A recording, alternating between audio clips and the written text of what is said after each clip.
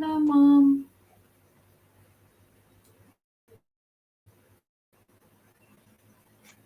Hey, if you're looking for a quiet corner of the internet where you can rest your tired mind and heart, I'm here for you.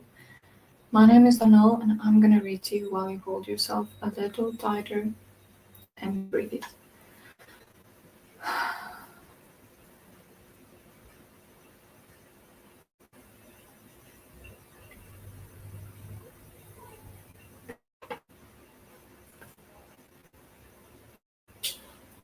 If you're up for it, please share with me what comforting beverage it is that you're having. I'm having golden tea, which I just make with cow's milk, turmeric, cinnamon, cardamom, and a little bit of black pepper.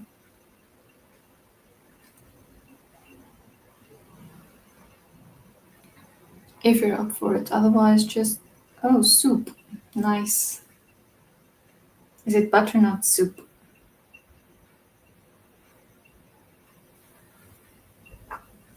But how about the change in this weather? Quite drastically.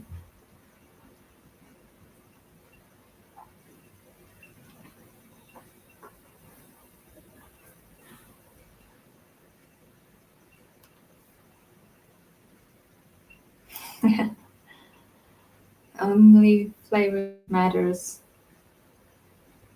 The only kind that matters.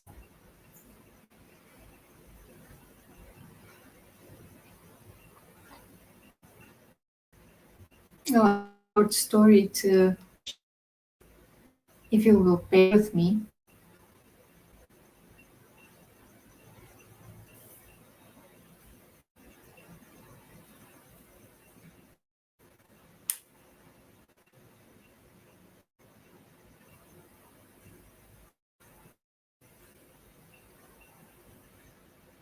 Okay, I'm just gonna read. Reading from The Secret Garden by Frances Hodgson Burnett. I'm no one, said old Ben Riley, and I didn't come through the door. I come over the wall. The rheumatics held me back the last 2 year.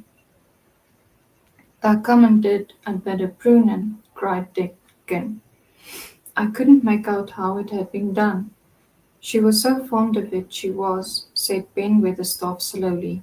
And she was such a pretty young thing.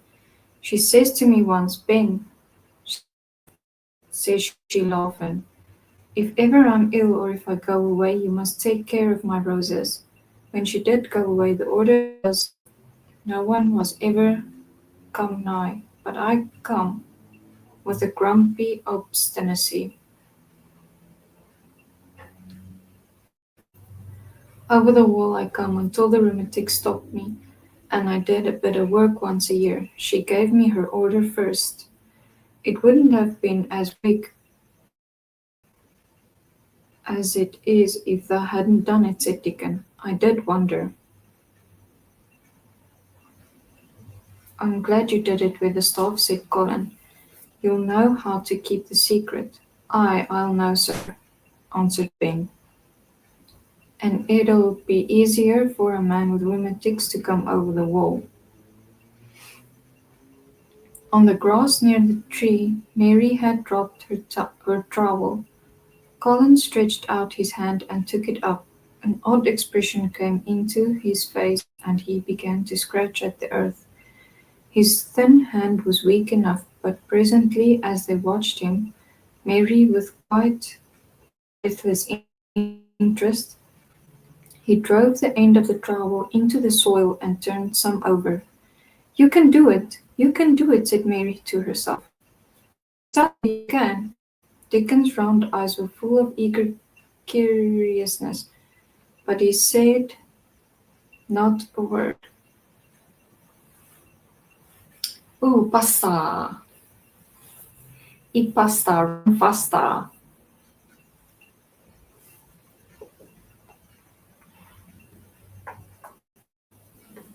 Pasta is also the best.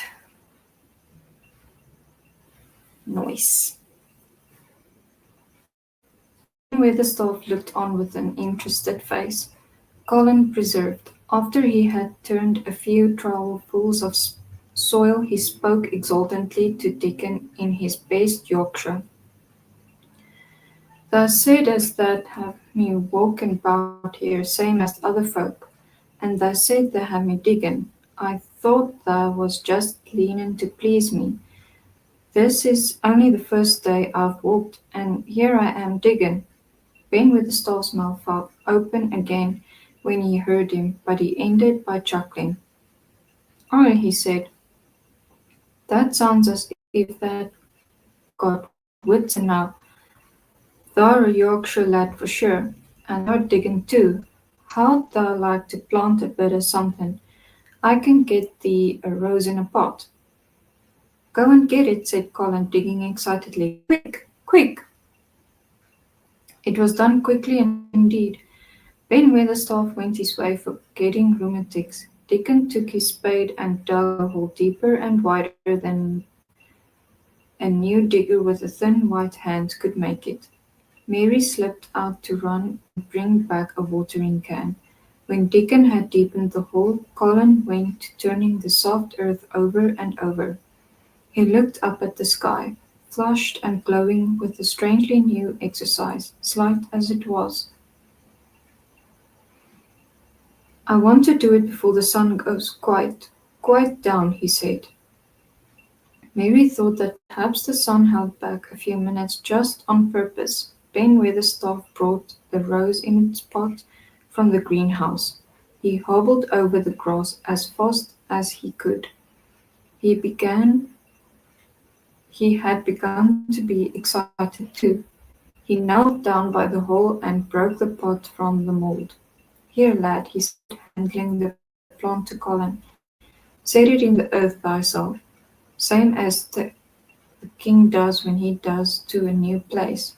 The thin white hand shook a little, and Colin's flush grew deeper as he set the rose in the mould, and held it while old Ben made from the earth. It was filled in and pressed down and made ready.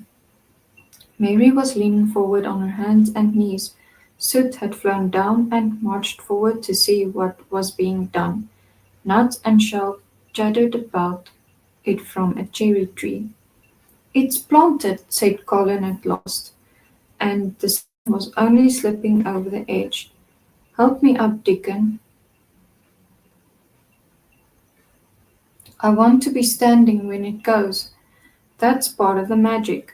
And Dickon helped him, and the magic, or whatever it was, so gave him strength that when the sun did slip over the edge, and end the strange, lovely afternoon for them, there he actually stood on his own 2 feet, laughing. Chapter 13 Magic.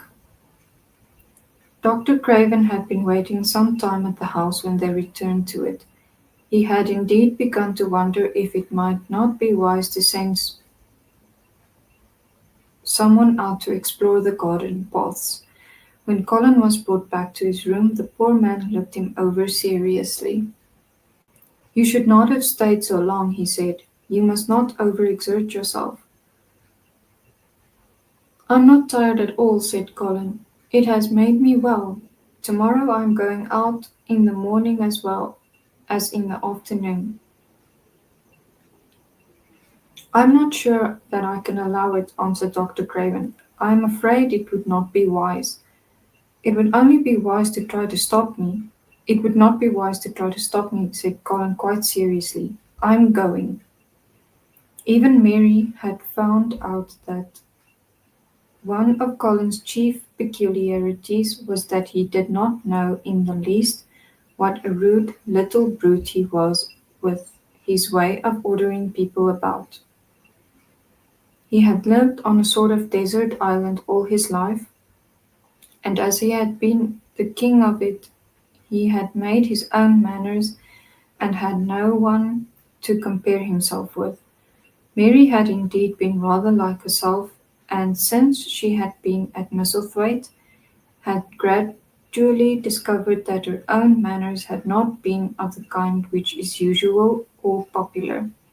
Having made this discovery, she naturally thought it of enough interest to communicate to Colin.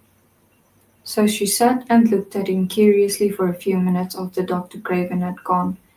She wanted to make him ask her why she was doing it, and of course she did. "What are you looking at me for?" he said. "I'm thinking that I'm rather sorry for Dr. Craven." "So am I," said Colin calmly, but not without an air of some satisfaction. "He won't get Misselthwaite at all now. I'm not going to die." "I'm sorry for him because of that, of course," said Mary, "but I was thinking just then that it must have been very horrid to have had to be polite for 10 years to a boy who was always rude. I would never have done it." "Am I rude?" Colin inquired, undisturbedly. "If you had been his own boy and he had been a slapping sort of man," said Mary, "he would have slapped you." "But he daren't," said Colin. "No, he daren't," answered Mistress Mary, thinking the thing out quite without prejudice. "Nobody ever dared to do anything you didn't like, because you were going to die and these things that, and things like that. You were such a poor thing." "But," announced Colin stubbornly, "I'm not going to die a poor thing. I won't let people think I'm one. I stood on my own feet this afternoon." "It is always having your own way that has made you so queer," Mary went on thinking aloud. Colin turned his head, frowning. "Am I queer?" he demanded. "Yes," answered Mary, "very.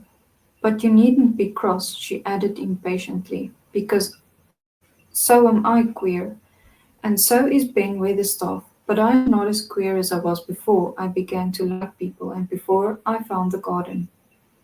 "I don't want to be queer," said Colin. "I'm not going to be," and he frowned again with determination. He was a very proud boy. He lay thinking for a while, and then Mary saw his beautiful smile begin and gradually change his whole face. "I shall stop being queer," he said, "if I go every day to the garden. There is magic in there, good magic, you know, Mary." "I'm sure there is." "So am I," said Mary. "Even if it isn't real magic," Colin said, "we can pretend it is. Something is there. Something." "It's magic," said Mary, "but not black. It's as white as snow." They always called it magic, and indeed it seemed like it in the months that followed. The wonderful months, the radiant months, the amazing months. Oh, the things which happened in that garden. If you have never had a garden, you cannot understand. And if you had a garden, you will know that it would take a whole book to describe all the things that came to pass there. At first it seemed that green things would never cease pushing through the earth, in the grass, in the beds, even in the crevices of the walls. Then the green things began to show buds, and the buds began to unfurl and showing colors, every shade of blue, every shade of purple, every tint and hue of crimson.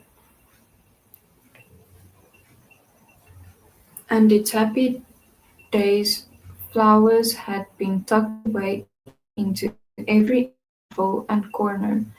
Ben Weatherstaff had seen it done and had himself scraped up mortar from between the bricks of the wall and made pockets of earth for lovely changing things to grow on.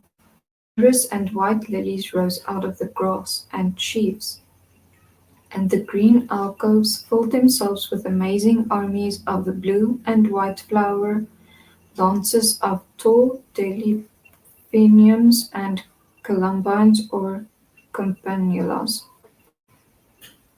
She was main fond of them. She was, Ben Weatherstaff said.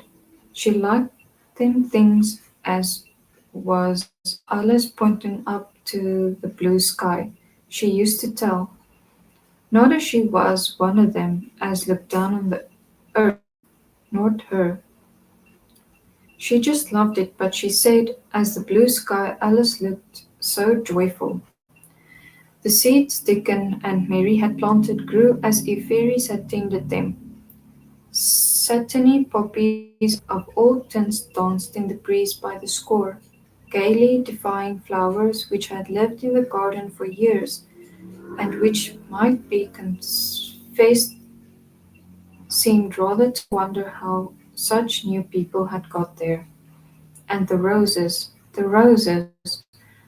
rising out of the grass, tangled round in sundial, wreathing the tree trunks and hanging from their branches, climbing up the walls and spreading over them with long garlands falling in cascades. They came alive day by day, hour by hour, fair fresh leaves and buds and buds, tiny at first, but swelling and working magic until they burst and uncurled into cups of scent, delicately spilling themselves over their brims and filling the garden air.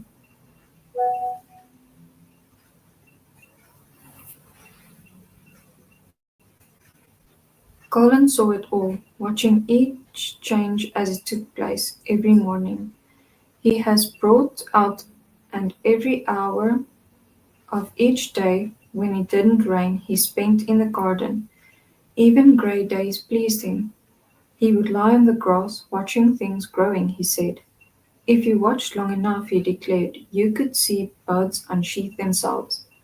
Also, you could make the acquaintance of strange, busy insect things running about on various unknown but evidently serious errands, sometimes carrying tiny scraps of straw or feather on food, or climbing blades of grass as if they were trees from whose tops one could look out to explore the country. A mole throwing up its mound, and the end of its burrow and making its way out at last with the long nailed paws which looked so like elfish hands, had absorbed in one whole morning. Ants' ways, beetles' ways, bees' ways, frogs' ways, birds' ways, plants' ways, gave him new world to explore, and when Dickon revealed them all, and added foxes' ways, otters' ways, ferrets' ways, squirrels' ways, and trouts and water rats and badgers' ways, there was no end to the things to talk about and think over. And this was not the half of the magic. The fact that he had really once stood on his feet had set Colin thinking tremendously, and when Mary told him of the spell she had worked he was excited and approved of it greatly. He talked of it constantly. Of course there must be lots of magic in the world, he said wisely one day. But don't people don't know what it is like or how to make it. Perhaps the beginning is just to say nice things are going to happen until you make them happen. I'm going to try that and experiment. The next morning, when they went to the secret garden, he sent at once for Ben Weatherstaff. Ben came as quickly as he could and found the Rajah standing on his feet under the tree and looking very grand but also very beautifully smiling. Good morning, Ben Weatherstaff, he said. I want you and Dickon and Miss Mary to stand in a row and listen to me because I'm going to tell you something very important.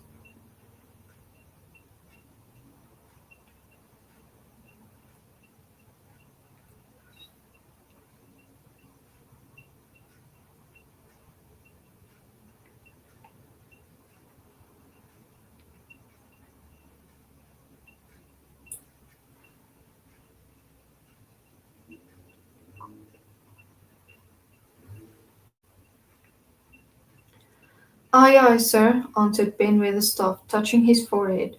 One of the long concealed charms of Ben Weatherstaff was that in his boyhood he had once run away to sea and he made voyages, so he could reply like a sailor.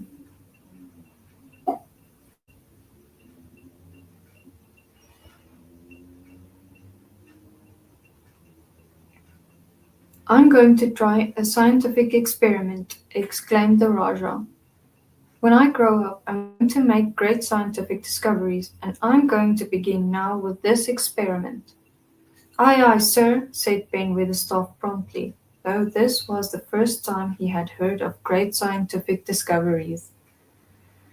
It was the first time Mary had heard of them either, but even at this stage she had begun to realize that, queer as he was, Colin had read about a great many singular things and was somehow a very convincing sort of boy. When he held up his head and fixed his strange eyes on you, it seemed as if you believed him almost in spite of yourself, though he was only 10 years old, going on 11.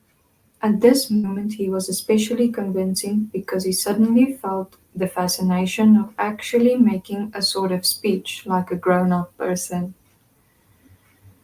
The great scientific discoveries I'm going to make, he went on, will be about magic. Magic is a great thing, and scarcely anyone knows anything about it except a few people in old books, and Mary a little, because she was born in India, where there are fakers. I believe Dickon knows some magic, but perhaps he doesn't know he knows it. He charms animals and people. I would never have let him once see me if he had not been an animal charmer, which is a boy charmer too, because a boy is an animal.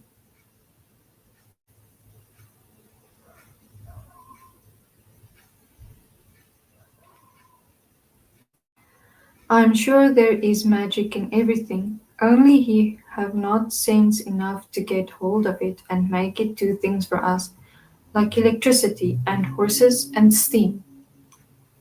This sounded so imposing that Ben Weatherstaff became quite excited and really could not keep still. Aye, aye, sir, he said, and he began to stand up quite straight. When Mary found his garden, it had looked quite dead. The orator proceeded. Then something began pushing things up out of the soil and making things out of nothing. One day things weren't there, and another they were. I had never watched things before, and it made me feel very curious. Scientific people are always curious, and I'm going to be scientific. I keep saying to myself, what is it? What is it? It's something. It can't be nothing. I don't know its name, so I call it magic. I have never seen the sun rise, but Mary and Dickon have, and from what they tell me, I am sure that it's magic too. Something pushes it up and draws it. Sometimes, since I've been in London, I've looked up through the trees at the sky and I've had a strange feeling of being happy, as if something were pushing and drawing in my chest and making me breathe fast. Magic is always pushing and drawing and making things out of nothing. Everything is made out of magic. Leaves and trees, flowers and birds, badgers and foxes and squirrels and people. So it must be all around us, in this garden, in all the places. The magic in this garden has made me stand up, and I know I'm going to live to be a man. I'm going to make the scientific experiment of trying to get some and put it in myself and make it push and draw me and make me strong. I don't know how to do it, but I think that if you keep thinking about it and calling it, perhaps it will come. Perhaps that is the first baby way to get it. When I was going to try to stand that first time, Mary kept saying to herself as fast as she could, you can do it, you can do it, and I did. I had to try myself at the same time, of course, but her magic helped me. And so did Dickens. Every morning and evening, and as often in the daytime as I can remember, I'm going to say, magic is in me. Magic is making me well. I'm going to be as strong as Dickon, as strong as Dickon. and you must all do it too. That is my experience. Will you help Ben with the stuff? Aye, aye, sir, said Ben with the staff. Aye, aye. If you keep doing it every day as regularly as soldiers go through drill, we shall see what will happen and find out if the experiment succeeds. You learn things by saying them over and over and thinking about them until they stay in your mind forever, and I think it will be the same thing with magic. If you keep calling it to come and to you and help you, it will get to be a part of you, and it will stay and do things. I once heard an officer in India tell my mother that they were fakers who said words over and over thousands of times, said Mary. I've heard Jem Fettleworth's wife say the same thing over thousands of times, calling them Jen drunken brute, said Ben Weatherstaff dryly. Summertell has come to that, sure enough. He gave her a good hiding and went on the Blue Lion and got as drunk as a lord. Colin drew in his brows together and thought a few minutes. Then he cheered up. Well, he said, you see something did come of it. She used the wrong magic until she made him beat her.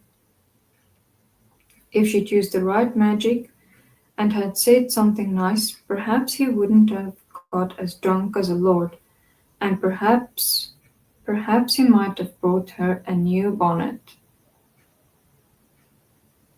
Ben Weatherstaff chuckled, and there was shrewd admiration at his little old eyes. Thought a clever lad as well as a straight-legged one, Mr. Colin, he said. Next time I see Bess Featherworth, I'll give her a bit of a hint of that magic will do for her.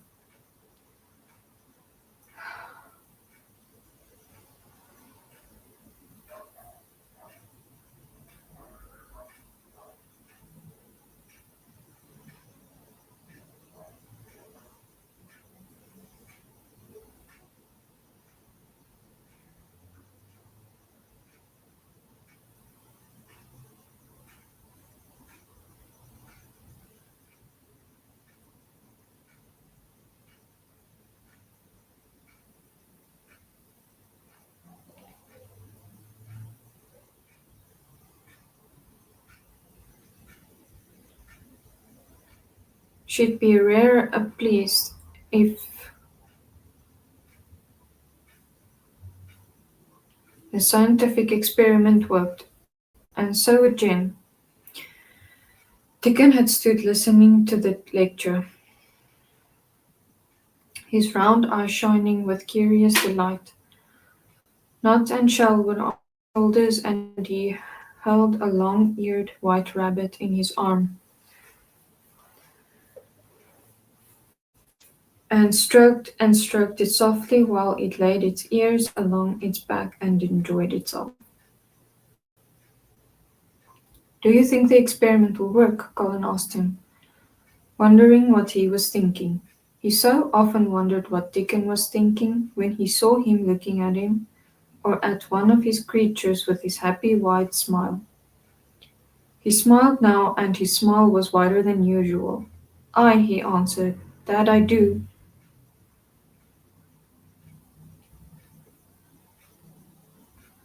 It'll work the same as the seeds do when the sun shines on 'em. It'll work for sure. Shall us begin it now? Colin was delighted, as so was Mary, fired by recollections of fakers and devotees in illustrations. Colin suggested that they should all sit cross-legged under the tree, which made a canopy. It'll be like sitting in a sort of temple, said Colin. I'm rather tired and I want to sit down. Aye, said Dickon, thou mustn't begin by saying thou'rt tired. Thou might spoil the magic. Colin turned and looked at him into his innocent round eyes. That's true, he said slowly.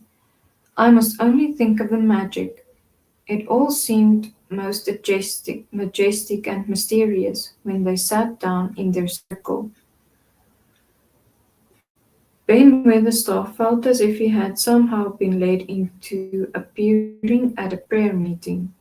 Ordinarily, he was very fixed in being what he called agent prayer meetings, but this being the Rajah's affair, he did not resent it and was indeed inclined to be gratified at being called upon to assist. Mistress Mary felt solemnly enraptured. Dickon held his rabbit in his arm and perhaps he made some charm or signal no one heard, for when he sat down cross-legged like the rest, the crow, the fox, the squirrels, and the lamb slowly drew near and made part of the circle, settling each into a place of rest as if their own desire. "The creatures have come," said Colin gravely. "They want to help us." Colin really looked quite beautiful, Mary thought. He held his head high as if he felt like a sort of priest, and his strange eyes had a wonderful look in them. The light shone on him through the tree canopy. "Now we will begin," he said. "Shall we sway backward and forward?" Mary said. Mary, as if we were dervishes. "I cannot do swaying backward and forward," said Baden with the staff. "I've got the rheumatics." "The magic will make them away," said Colin in a high priest tone. "But we won't sway until it was done it. We will only chant." "I cannot do no chanting," said Ben with a staffer, trifle testily. "They turned me out of the church choir, and the only time I ever tried it." No one smiled. They were all too much in earnest. Colin's face was not even crossed by a shadow. He was thinking only of the magic. "Then I will chant," he said, and he began, looking like a strange boy spirit. "The sun is shining, the sun is shining. That is the magic. The flowers are growing, the roots are stirring. That is the magic. Being alive is the magic.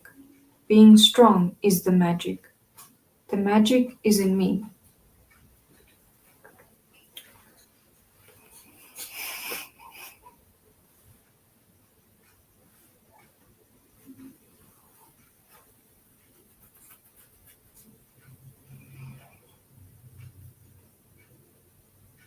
The magic is in me. It is in me. It is in me. It's in every one of us. It's in Ben Witherstaff's back. Magic, magic, come and help.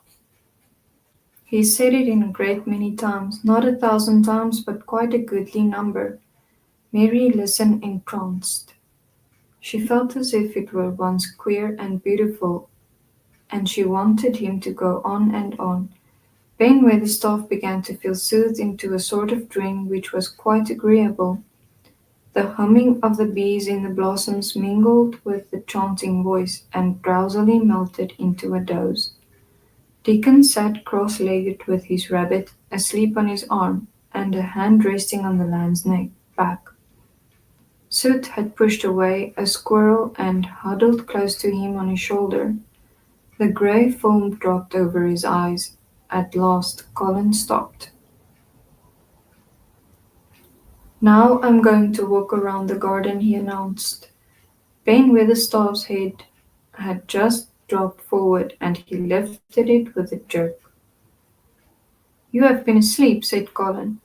"Not the sort," mumbled Ben. "The sermon was good enow, but I'm bound to get out afore the collection."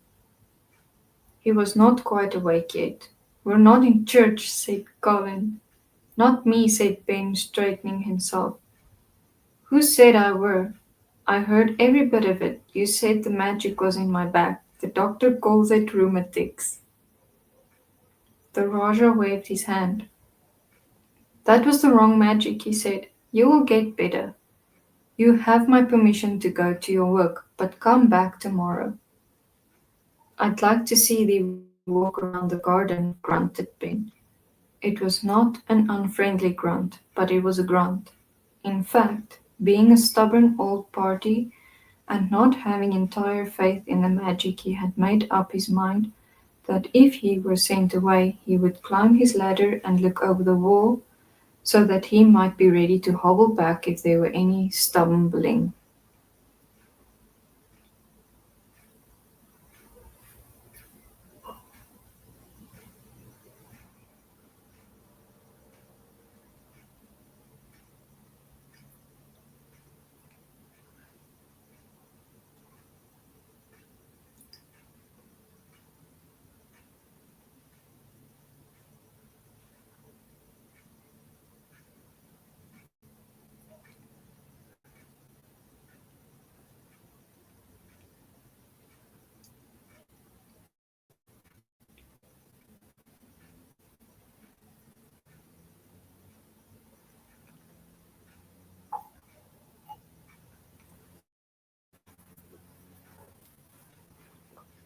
The Raja did not object to his staying, and so the procession was formed.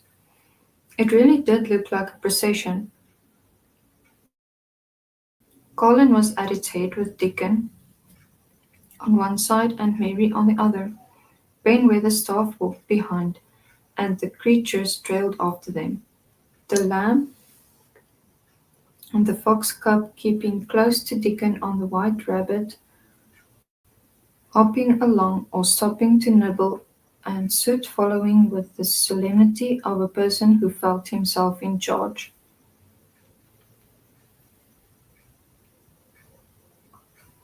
It was a procession which moved slowly but with dignity. Every few yards it stopped to rest. Colin leaned on Dickon's arm, and privately Ben Weatherstaff kept a sharp lookout.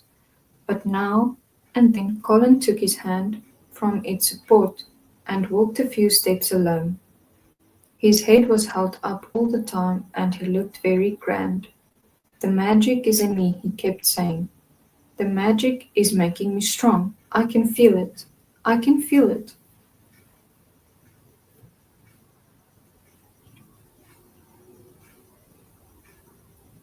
It seemed very certain that something was upholding and uplifting him.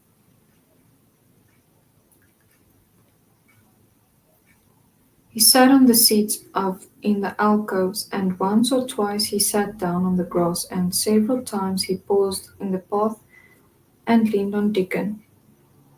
But he would not give up until he had gone all around the garden, and he returned to the canopy tree. His cheeks were flushed and he looked triumphant.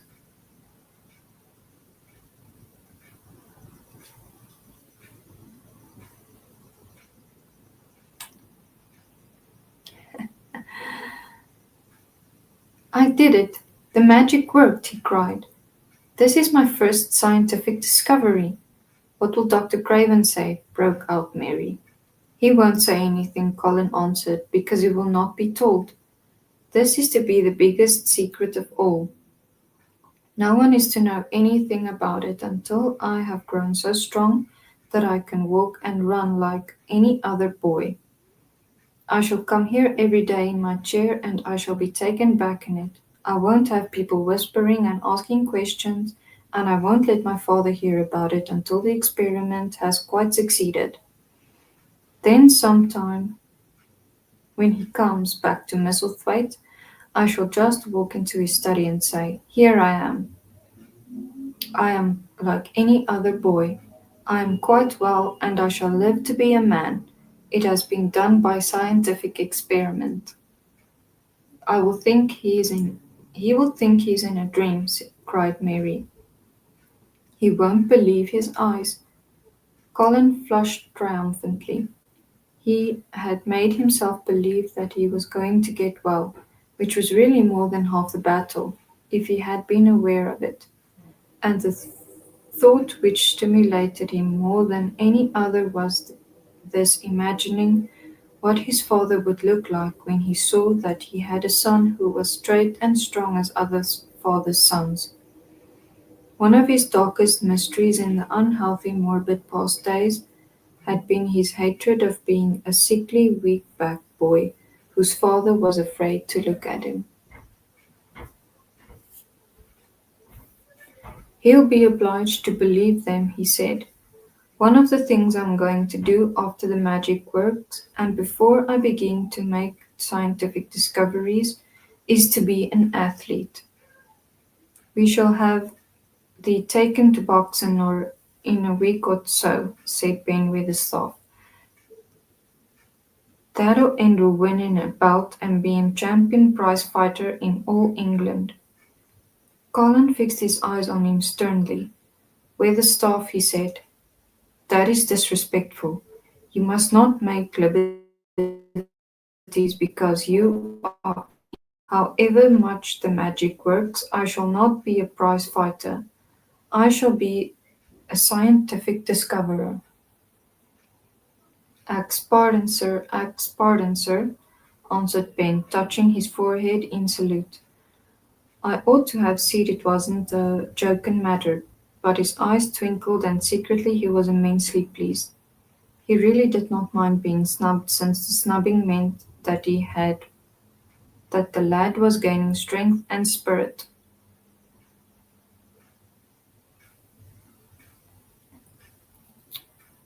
Chapter 14. Let them laugh. The secret garden was not the only one Dickon worked in. Round the cottage on the moor there was a piece of ground enclosed by a low wall of rough stones. Early in the morning, the late and late in the fading twilight, and all the days Colin and Mary did not see him, Dickon worked there planting and tending potatoes and cabbages, turnips and carrots and herbs for his mother, in the company of his creatures. He did wonders there, and was never tired of doing them, it seemed. While he dug or weeded, he whistled or sang bits of Yorkshire moor songs, or talked to Soot or Captain or brothers and sisters he had taught to help him. "We'd never get on as comfortable as we do," Mrs. Sowerby said, "if it wasn't for Dickon's garden. Anything'll grow for him. His twice the size of anyone's else's, and they've got a flavour with them as nobody has."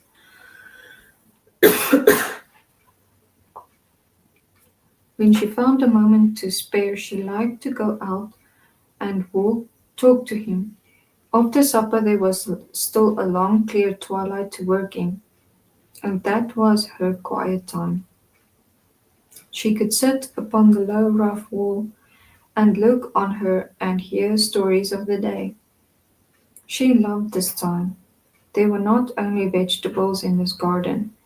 Dickon had brought penny packages of flower seeds now and then and sown bright sweet-scented things among gooseberry bushes and even cabbages, and he grew borders of mignonette and pinks and pansies and things whose seeds he could save year after year, or whose roots would bloom each spring and spread in time into fine clumps.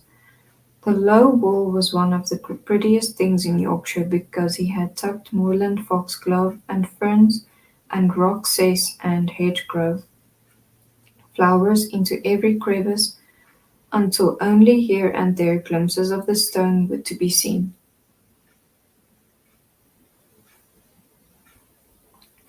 "All a chap's got to do to make 'em thrive, mother," he would say, "is to be friends with 'em for sure.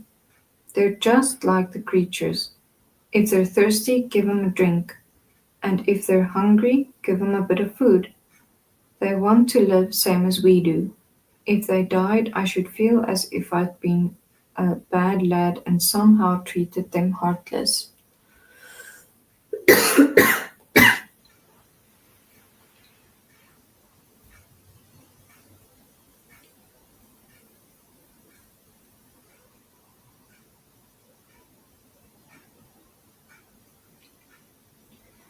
It was in these twilight hours that Mrs. Sowerby heard of all that had happened in Misselthwaite Manor.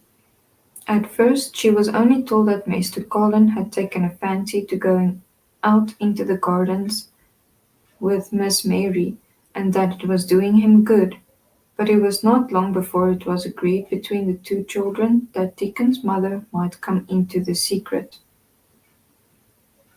Somehow it was not doubted that she was safe for sure.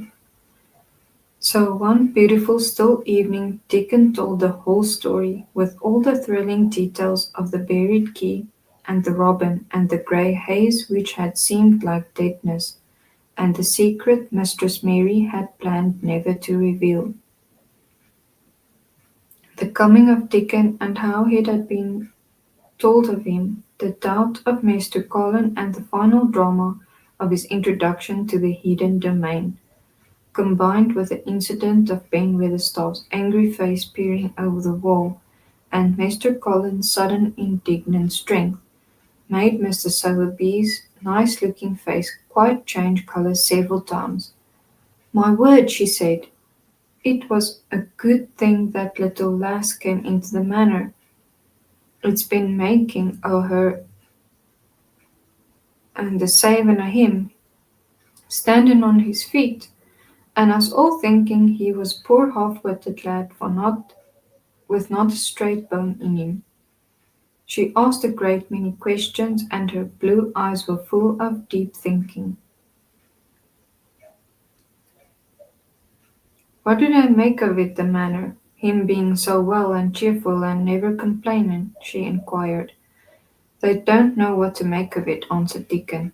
"Every day as comes round his face looks different. It's fillin' out and doesn't look so sharp, and the waxy colour is goin'.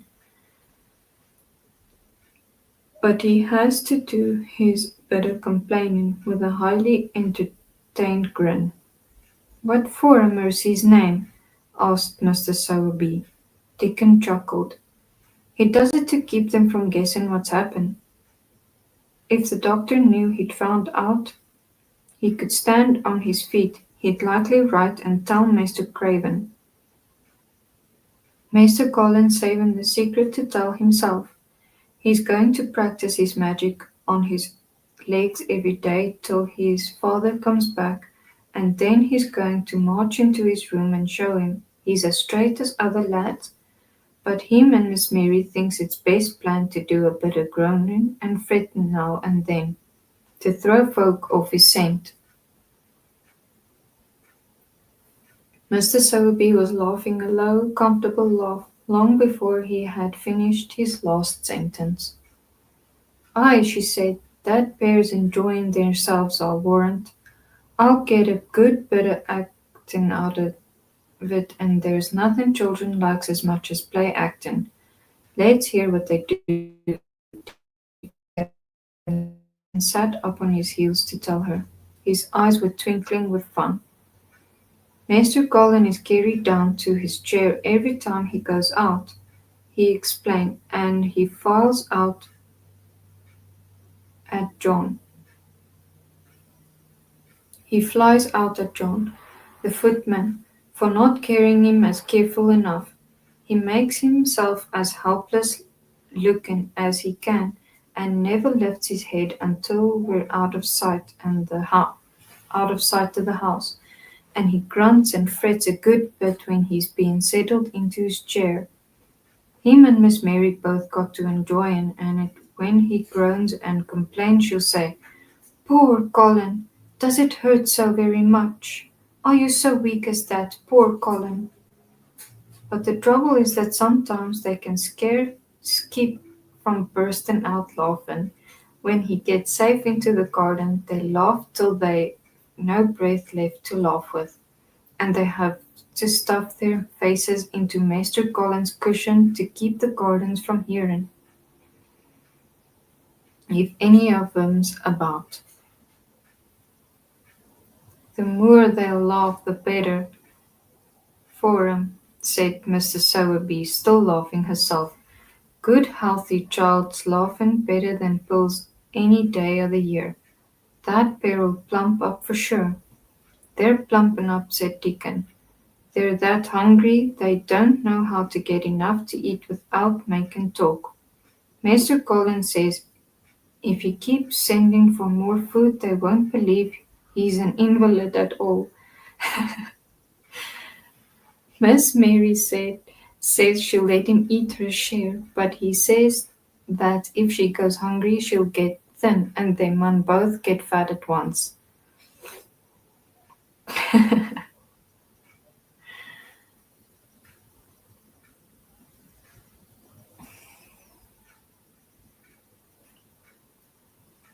Mrs. Sowerby laughed so heartily at the revelation of his difficulty that she quite rocked backward and forward in her blue cloak, and Dickon laughed with her. "I'll tell thee what," Mrs. Sowerby said, and she could speak. "I thought of the way to help him. When thou goes to them in the mornings, thou shalt take a pail o' good new milk, and I'll bake 'em a crusty cottage loaf or some buns with currants in them, same as you children like. Nothing so good as fresh milk and bread. Then they could take off the edge of their hunger while they were in their gardens and the fine food they get indoors, and polish all the corners." "Ay, mother," said Dickon admiringly, "what a wonder thou art! Thou always see a way out of things. They was quite in bother yesterday. They didn't see how they was to manage without ordering some more food. They felt that empty inside.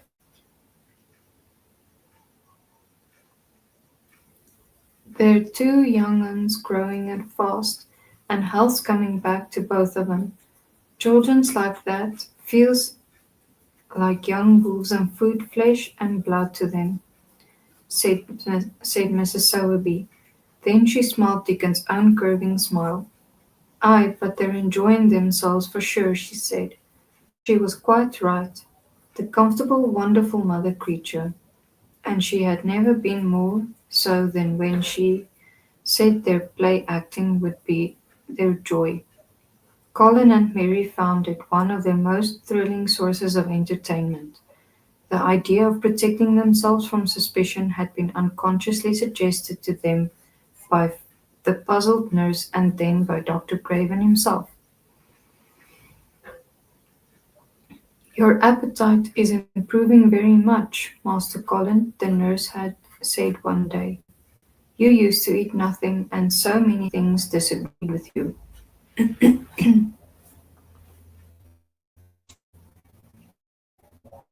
"Nothing disagrees with me now," replied Colin, and then seeing the nurse looking at him curiously, he suddenly remembered that perhaps he ought not to appear too well just yet. "At least things don't so often disagree with me. It's the fresh air." "Perhaps it is," said the nurse, still looking at him with a mystified expression. "But I must talk to Dr. Craven about it." "How she stared at you," said Mary when she went away, "as if she thought there must be something to find out." "I won't have her finding out things," said Colin. "No one must begin to find out yet." When Dr. Craven came that morning he seemed puzzled also. He asked a number of questions to Colin's great annoyance. "You stay out of the garden a great deal," he suggested. "Where do you go?" Colin put his favourite air of dignified indifference to opinion. "I will not let anyone know where I go," he answered. "I go to a place I like. Every one has orders to keep out of my way. I won't be watched and stared at, you know that." "You do seem to be out all day, but I do not think it has done you harm." "I do not think so. The nurse says that you eat much more than you ever have done before." "Perhaps," said Colin, prompted by a sudden inspiration, "perhaps it's an unnatural appetite." "I do not think so, as your food seems to agree with you," says Dr. Craven. "You are getting flesh rapidly, and your colour is better." "Perhaps I'm bloated and feverish," said Colin, assuming a discouraging air of gloom. People who are going to live People who are not going to live are often different," Dr. Craven shook his head. He was holding Colin's wrist and he pushed up his sleeve and felt his arm. "You are not feverish," he said thoughtfully, "and such flesh as you have gained is healthy. If you can keep this up, boy, we need not talk of dying. Your father will be happy to hear of this remarkable improvement." "I won't have him told," Colin broke forth fiercely. "It will only disappoint him if I get worse again. And I may get worse this very night.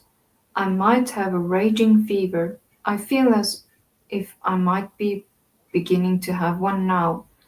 I won't have letters written to my father. I won't. I won't.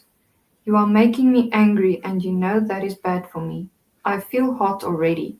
I hate being written about and being talked over as much as I hate being stared at."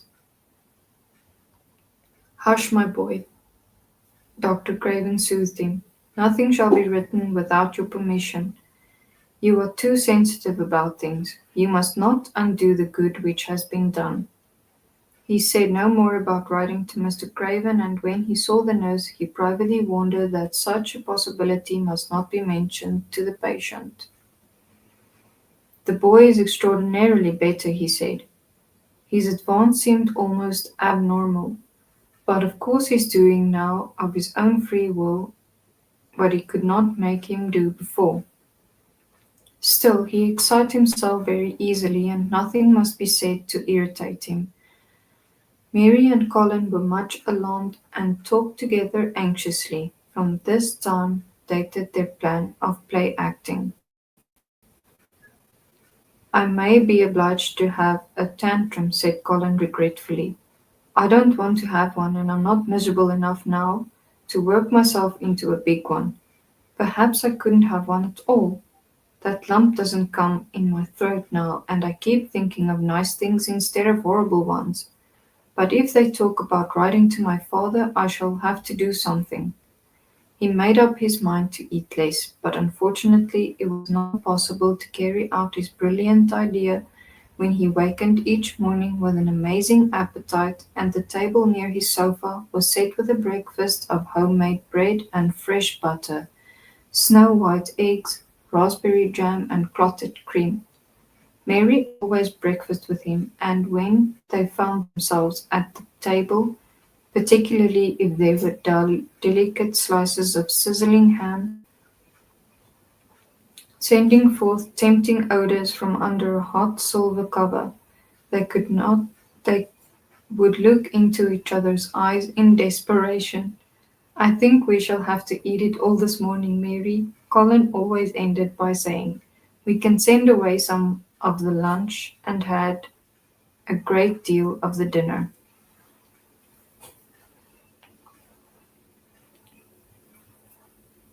But they never found they would send away anything, and the highly polished condition of the empty plates returned to the pantry awakened much comment. "I do wish," Colin would say also, "I do wish the slices of ham were thicker, and one muffin each is not enough for anyone." "It's enough for a person who is going to die," answered Mary when first she heard this, "but it's not enough for a person who's going to live. I sometimes feel as if I could eat three when those nice fresh heather and gorse smells from the moor come pouring in at the open window." The morning that Dickon, after they had been enjoying themselves in the garden for about 2 hours, went behind a big rose bush, and brought forth two tin pails and revealed that one was full of rich new milk, with cream on the top of it, and that the all other held cottage-made currant buns, folded in clean blue and white napkin. Buns so carefully tucked in that they were still hot. There was a riot of surprised joyfulness. What a wonderful thing for Mrs. Sowerby to think of! What a kind of clever woman she must be! How good the buns were! And what delicious fresh milk! "Magic is in her just as it is in Dickon," said Colin. "It makes her think of ways to do things, nice things. She said She is a magic person. Tell her that we're grateful, Dickon. Extremely grateful. He has given to using rather grown up phrases at times. He enjoyed them.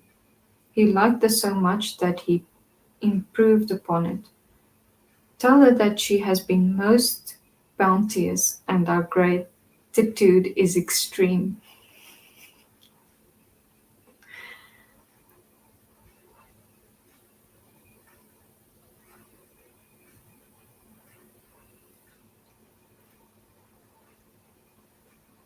And then, forgetting his grandeur, he fell to and stuffed himself with buns and drank milk out of the pail and copious draughts in the manner of any hungry little boy who had been taking unusual exercise and breathing in moorland air, and whose breakfast was more than 2 hours behind him.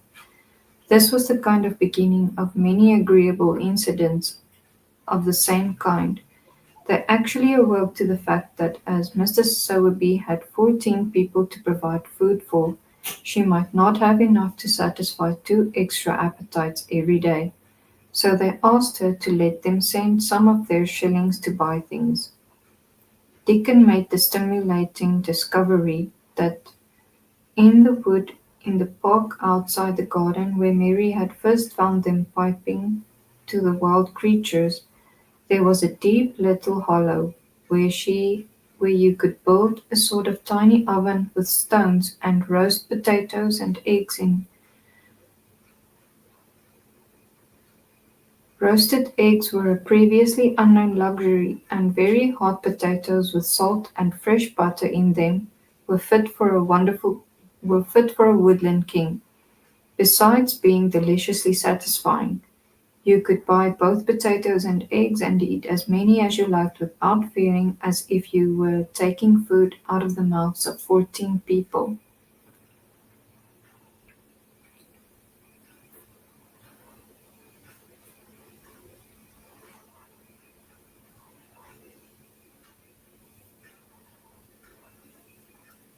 Okay, I'm gonna stop there for tonight.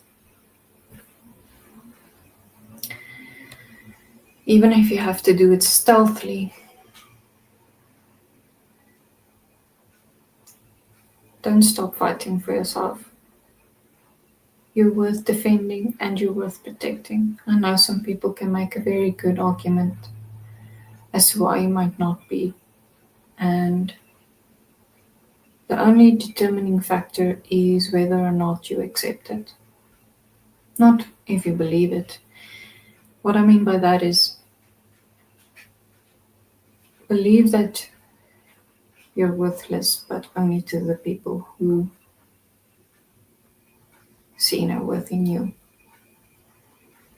Don't accept it for yourself.